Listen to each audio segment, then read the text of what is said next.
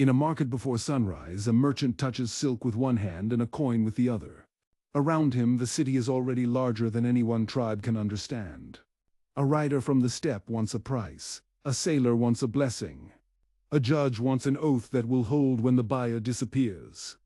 The coin can move goods between strangers. The law can punish a broken promise. But another force is working in the room.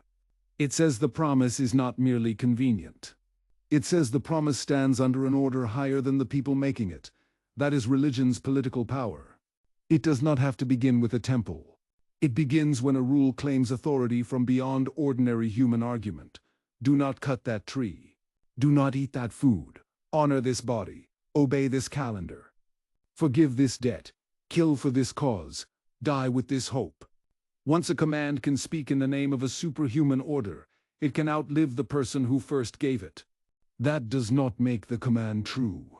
It makes the command durable. Small communities had sacred limits long before universal faiths appeared.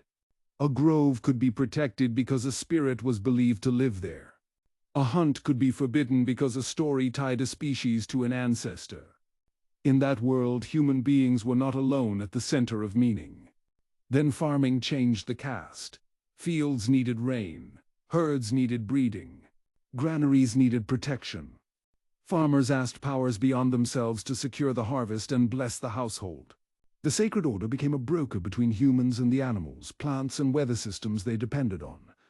That broker could comfort people.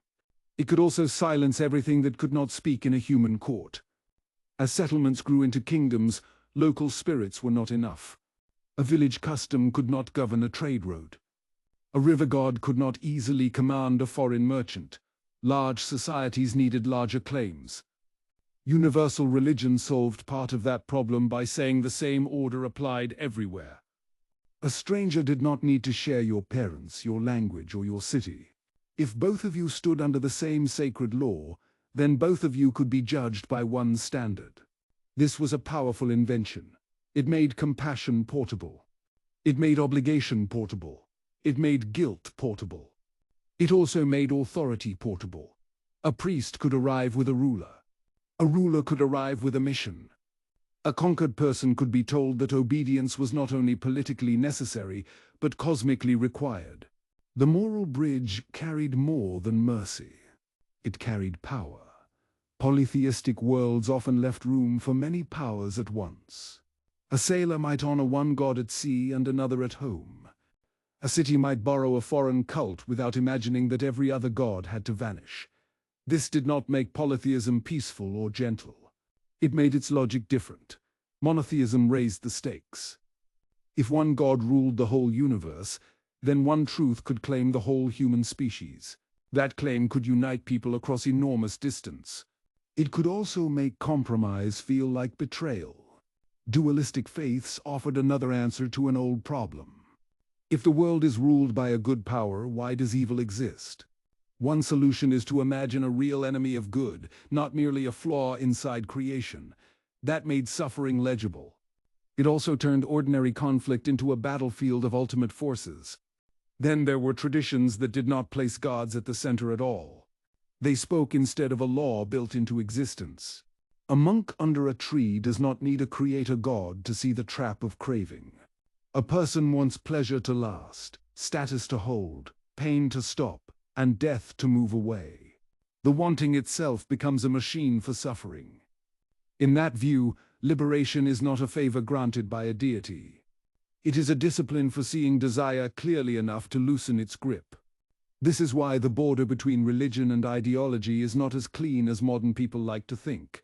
Many modern movements reject gods but still treat some order as sacred. The individual, the nation, the class, the market, the future, the human species itself. People build courts and schools around these sacred centers. They also build armies, charities, prisons, and economies around them. They do not call them temples, but they still teach people what is worth obeying. The danger is not belief itself. A society without shared belief cannot hold together for long. The danger is forgetting that every sacred order also has a history. It arrived through decisions. It spread through institutions. It survived because people repeated it and funded it. They fought for it, taught it to children, or found it useful after the original violence had faded from view. Success can look like proof. It is not proof. At the beginning of the 4th century, the Roman world did not have only one religious future waiting for it. Several movements had patrons and rituals. They had communities and explanations strong enough to compete. Looking backward, the path that one can seem inevitable. It was not inevitable to the people standing inside the moment. This is the trap of hindsight. Once a road has been walked, it looks wider than the roads abandoned beside it. History is not a machine that rewards the truest belief or the kindest institution. It is a field of feedback. A ruler endorses a faith because it seems useful. The endorsement makes it more useful. More people join because more people have joined. Schools repeat the story. Laws protect it. Dissent becomes expensive. After centuries, the survivor appears ancient enough to feel natural. That is how contingency hardens into common sense. Some ideas spread because they help people cooperate. Some spread because they help rulers govern.